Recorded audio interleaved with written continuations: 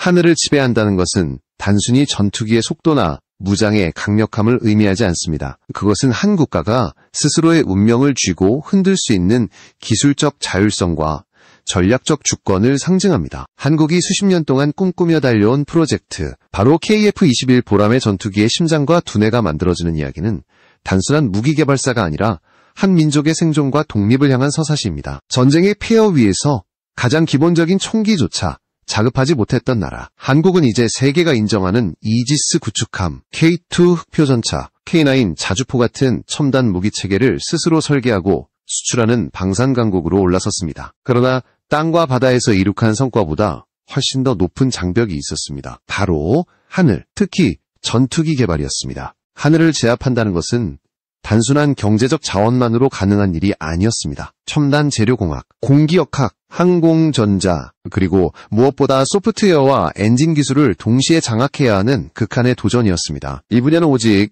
초강대국들만이 지배하던 폐쇄적 클럽과도 같았습니다. 수많은 나라가 도전했으나 대부분은 실패로 끝났습니다. 그럼에도 불구하고 한국은 포기하지 않았습니다. KF-X라는 이름으로 시작된 이 야심찬 프로젝트는 마침내 KF-21 보라매로 결실을 맺었습니다. 그러나 보라매가 단순히 날개 달린 금속 덩어리에 불과하지 않으려면 무엇보다도 두 가지 핵심이 필요했습니다. 하나는 두뇌, 즉 비행 제어 소프트웨어이고 다른 하나는 심장, 즉 전투기를 실제로 날개하고 힘을 불어넣는 엔진입니다. 현대의 전투기는 더 이상 조종사가 직접 케이블을 당겨 조종면을 움직이는 단순 기계가 아닙니다. 플라이바이와이어 기술로 불리는 비행 제어 시스템 덕분에 전투기는 초당 수백만 번의 계산을 처리하며 조종사의 움직임을 분석하고 최적의 반응을 내놓습니다. 이 두뇌가 바로 전투기를 살리거나 죽일 수 있는 운명의 갈림길이 되는 것입니다. KF-21은 개발 초기부터 쌍발 엔진을 선택했습니다. 이는 출력과 생존성을 동시에 확보하기 위한 전략적 결정이었습니다. 하지만 쌍발 엔진을 완벽하게 동기화하고 제어하는 것은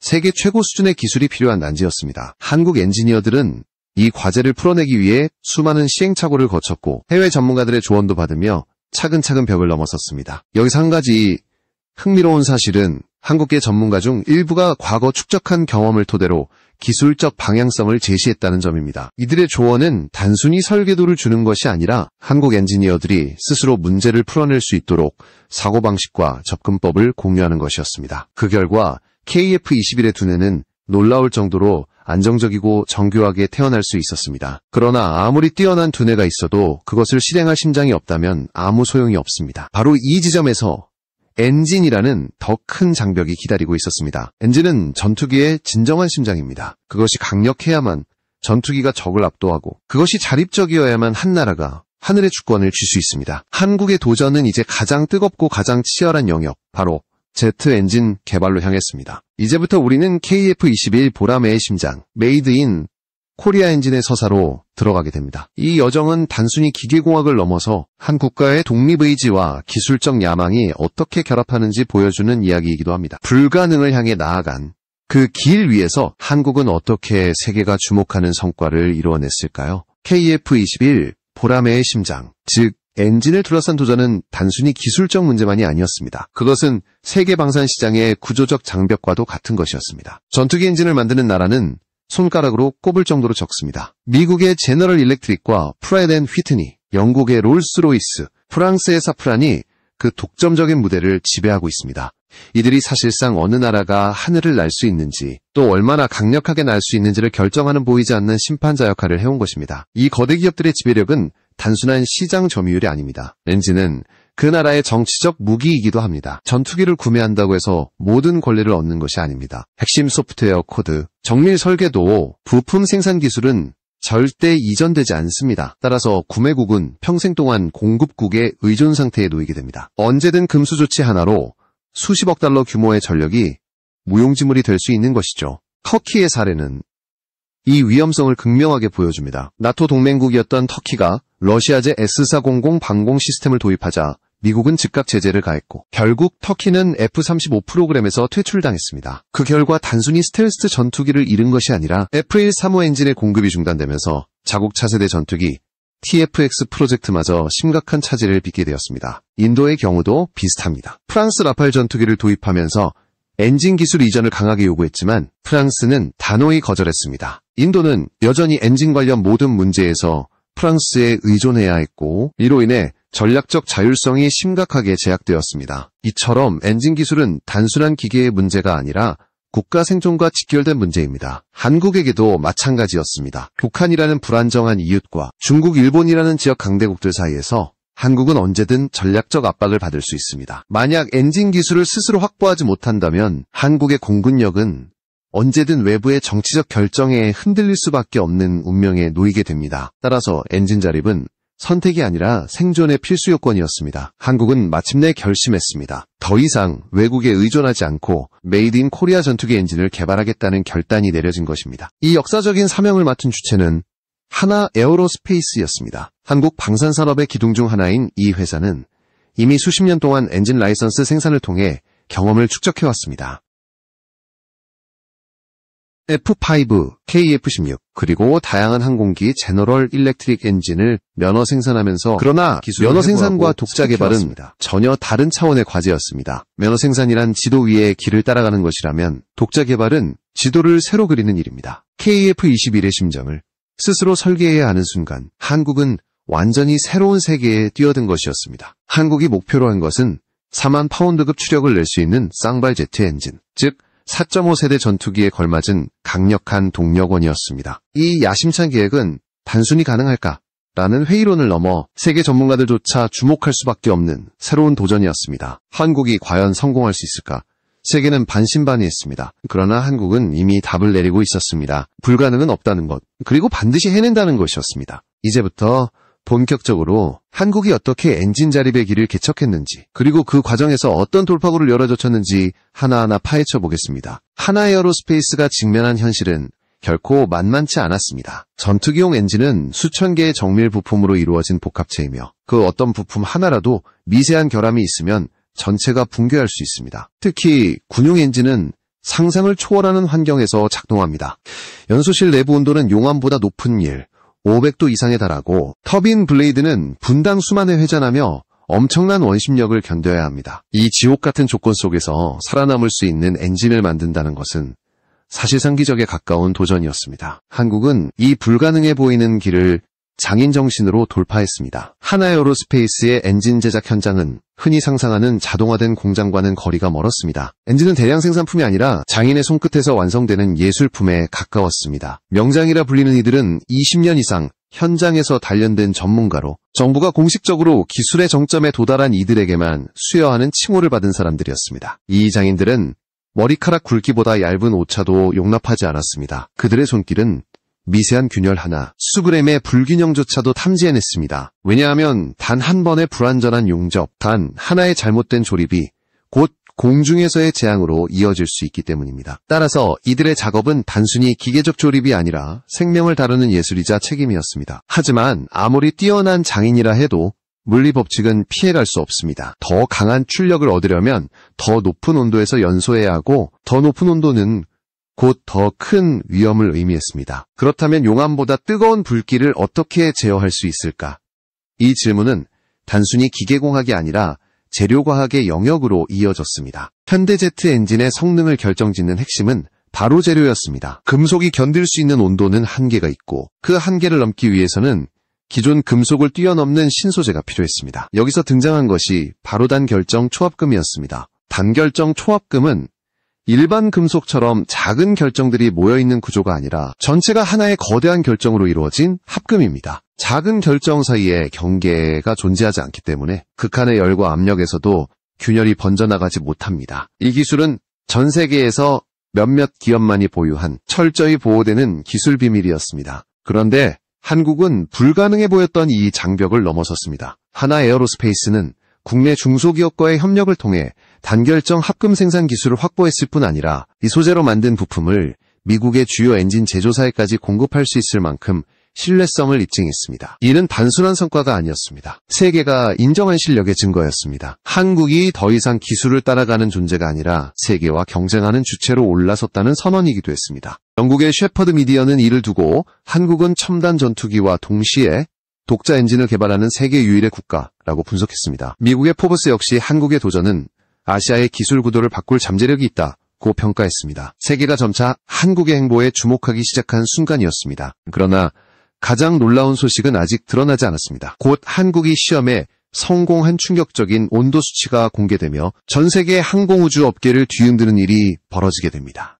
세계가 깜짝 놀란 소식은 연세대학교 조영희 교수가 한 인터뷰에서 전해졌습니다. 그는 한국이 단순히 엔진을 개발 중인 것이 아니라 이미 600K급 엔진 시험에 성공했다고 확인했습니다.